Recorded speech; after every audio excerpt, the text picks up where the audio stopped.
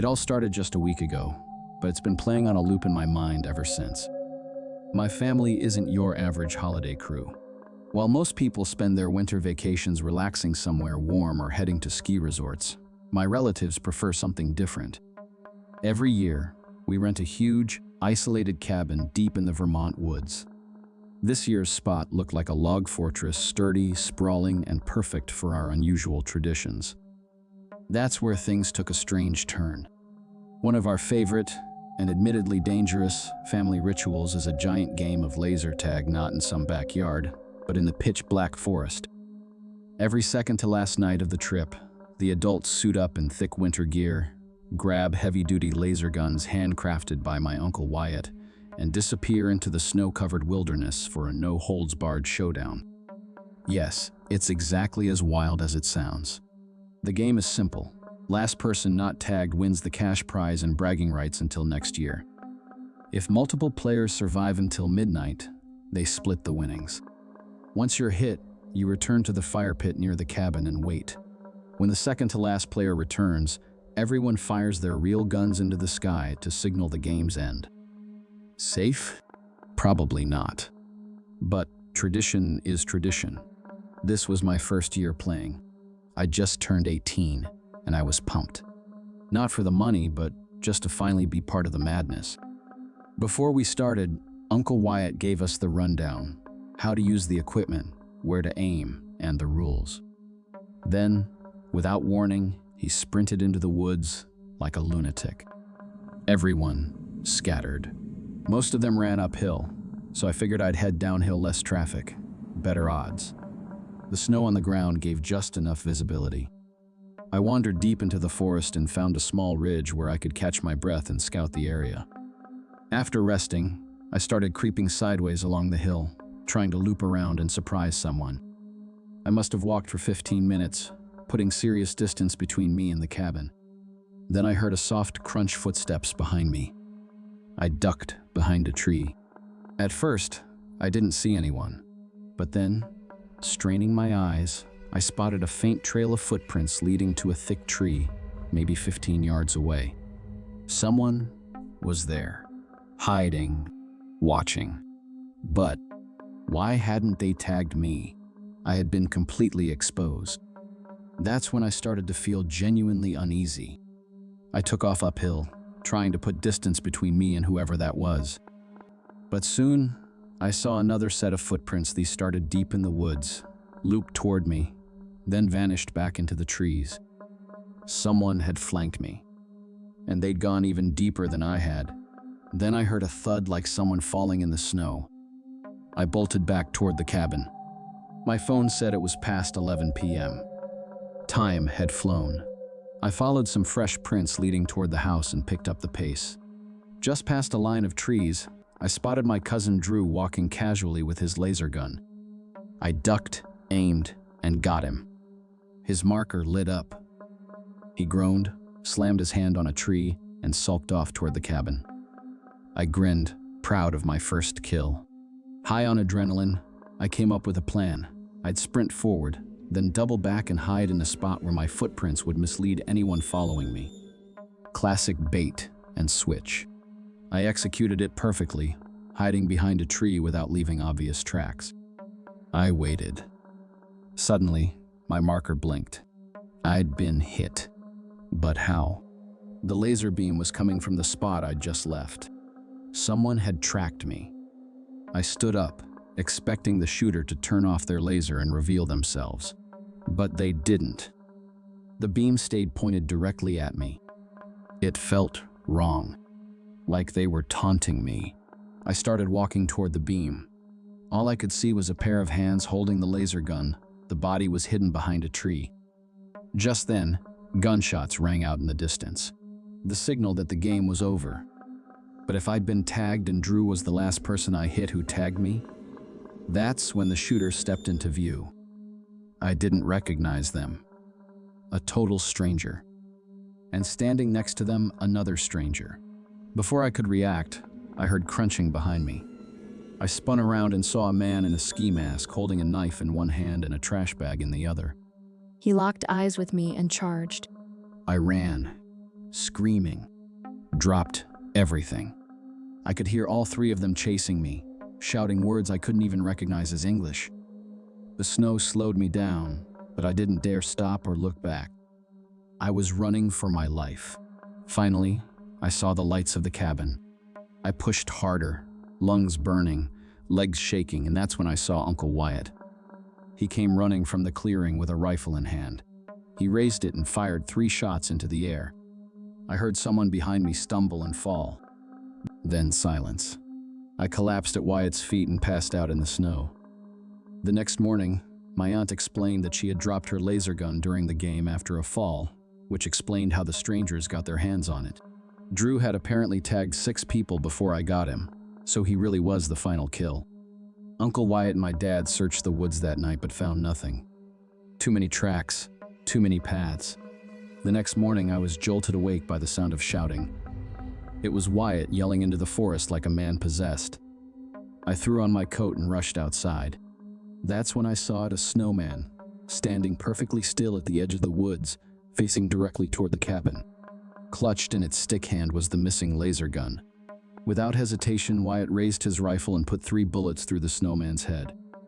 Then he turned around and walked back inside without a word. It's only been a few days since then. But if anything else happens, I'll let you know.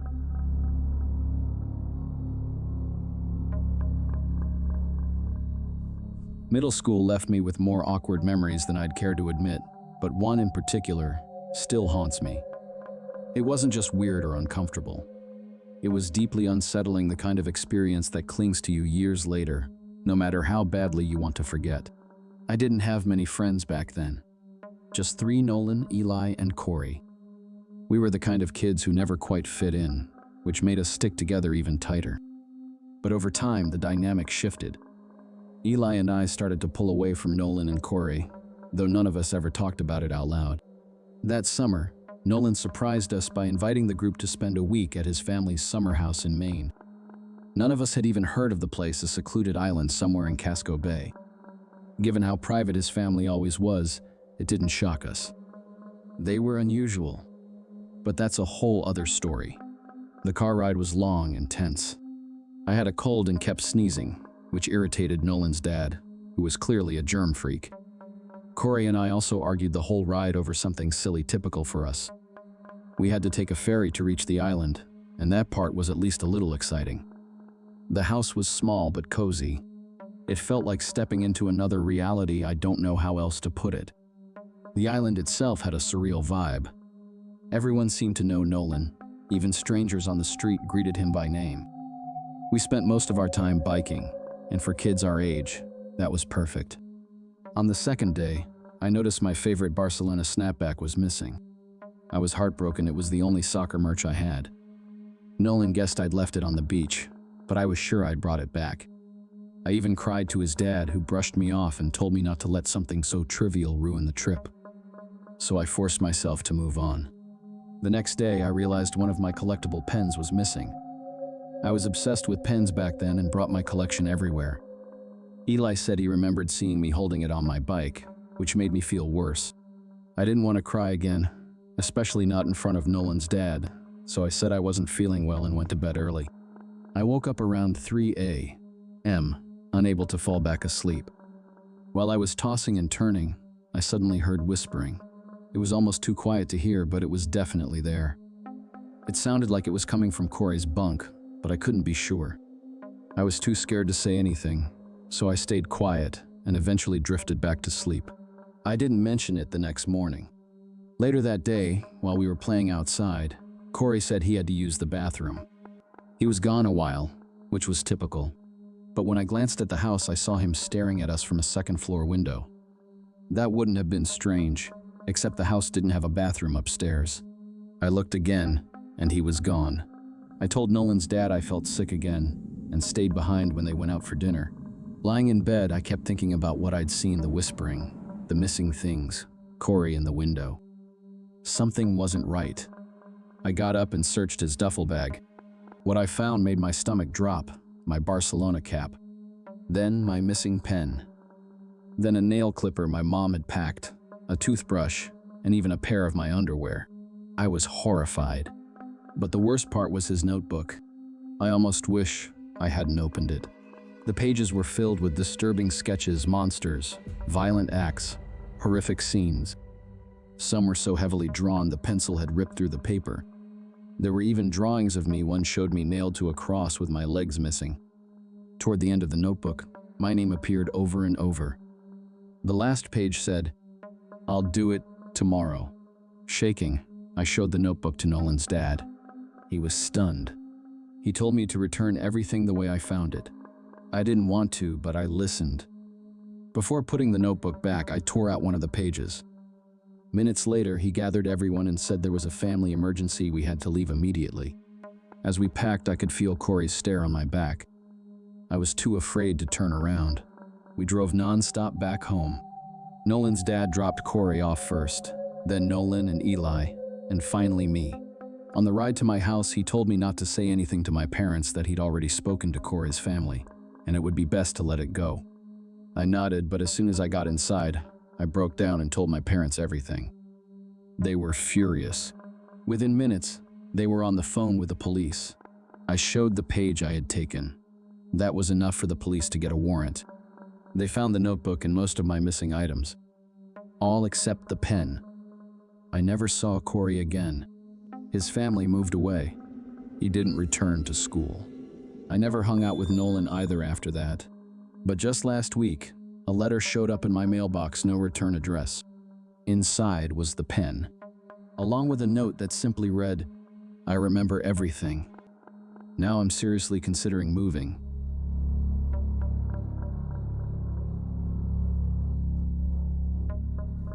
By the time senior year rolled around, I realized I'd spent every spring break stuck on campus. While everyone else jetted off to beaches and booze-fueled getaways, I stayed behind, partly because of money, partly because I just didn't bother. But that final year hit different. I couldn't shake the feeling that I'd missed out on something. So I decided it was time to do something, anything, before college ended. I still couldn't afford international travel, but my girlfriend Erin started searching for low-cost options closer to home. She ended up finding this quiet little cabin tucked deep in the woods of Lake County, California. It had an old-school charm, a fireplace, a vintage record player, a hot tub, and absolutely no cell reception. Definitely not a wild beach party, but it felt like the perfect kind of escape. We invited her best friend Zoe and her boyfriend Nick to join us and make it a double-date getaway. None of us had ever done a vacation like this together, so we were excited. The drive was about 2.5 hours. Nick had a ridiculously small Mini Cooper, so the girls had to squeeze in the back. He was weirdly touchy about his car. Every time someone brought it up, he got defensive. Still, it was a convertible, so at least the ride felt breezy. We arrived just after 8 p.m. It was completely dark, and the cabin looked a little creepy with no lights on and trees pressing in from all sides. Still, the inside was cozy. That first night, we hung out by the fire, opened some wine, played board games, and just relaxed. The second night was more lively. We finally convinced Nick to join us in the hot tub, which was in its own screened-in room connected to the back of the cabin. We brought drinks, cranked up some music, and started a game of Never Have I Ever. Everyone was loose, laughing and buzzed. Then a flash of light, blinding and fast, lit up the entire spa room like a lightning strike. But there were no clouds, no thunder, just light. We froze. I turned off the music. No one said anything. I climbed out of the tub and stepped out onto the back deck. All I could see was blackness and forest.